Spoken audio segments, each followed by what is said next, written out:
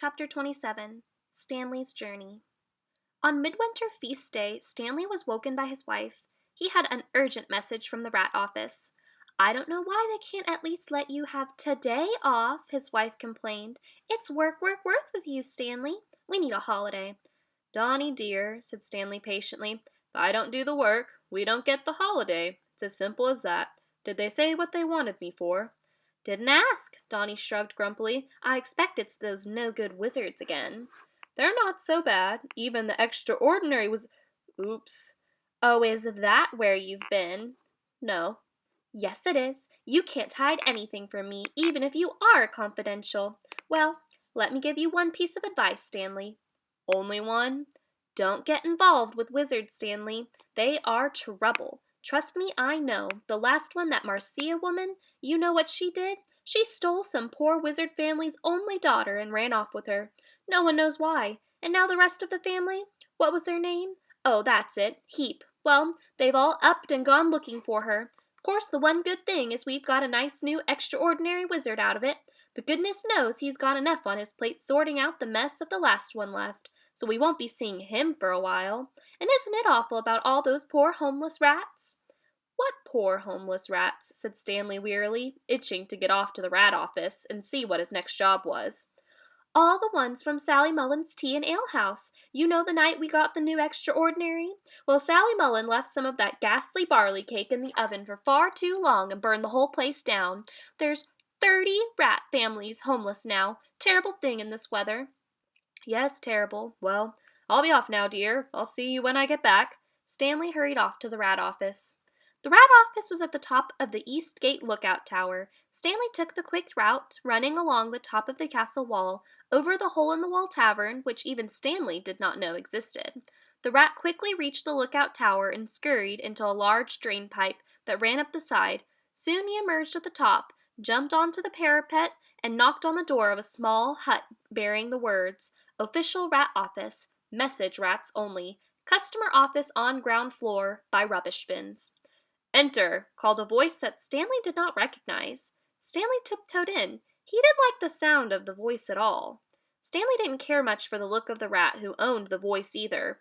An unfamiliar large black rat sat behind the message desk. His long pink tail was looped over the desk and flicked impatiently as Stanley took in his new boss.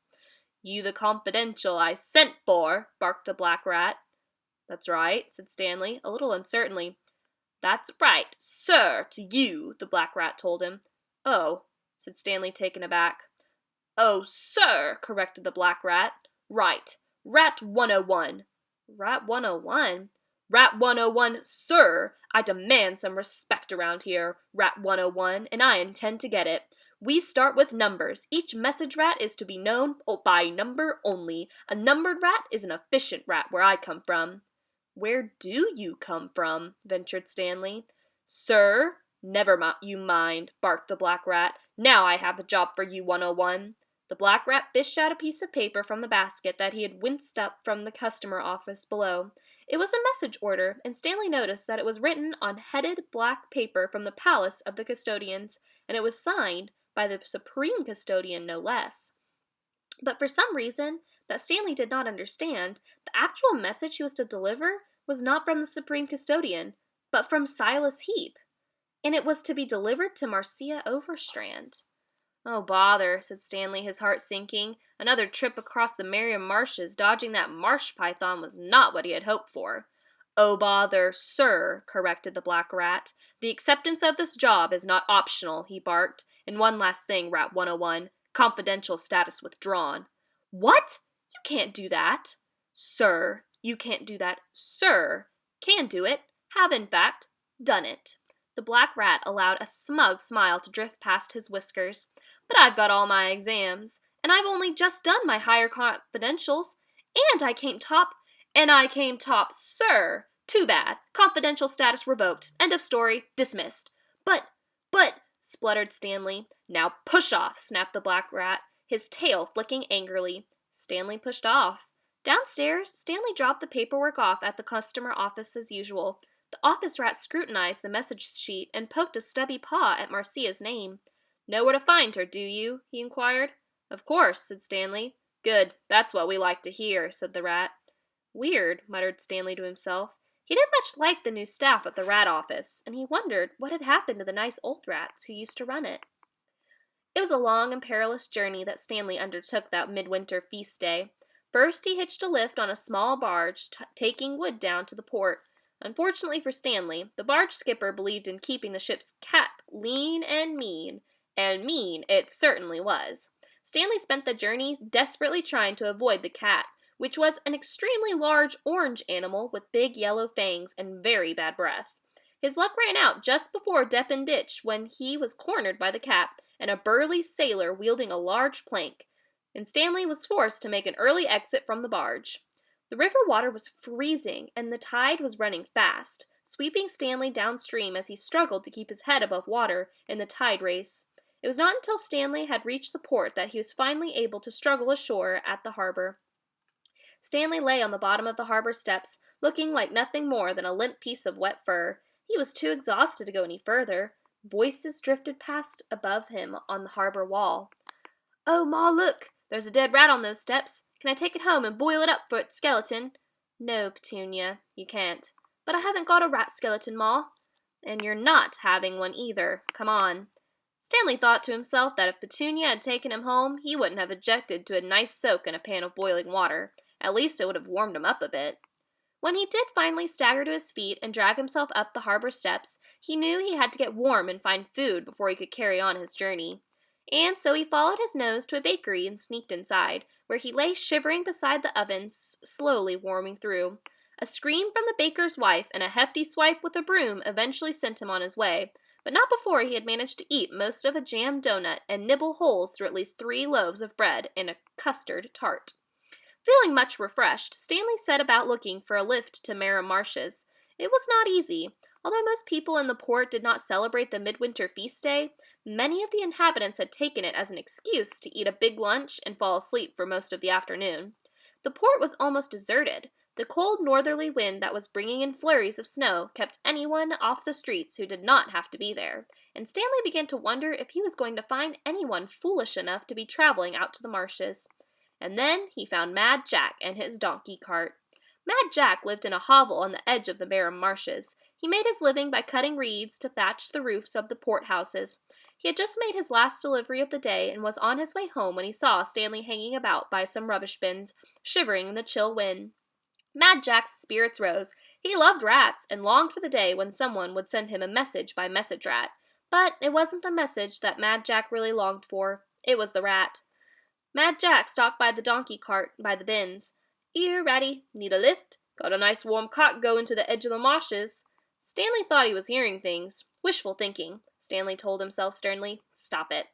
Mad Jack peered down from the cart and smiled his best gap-toothed smile at the rat. "Well, don't be shy, boy. Hop in."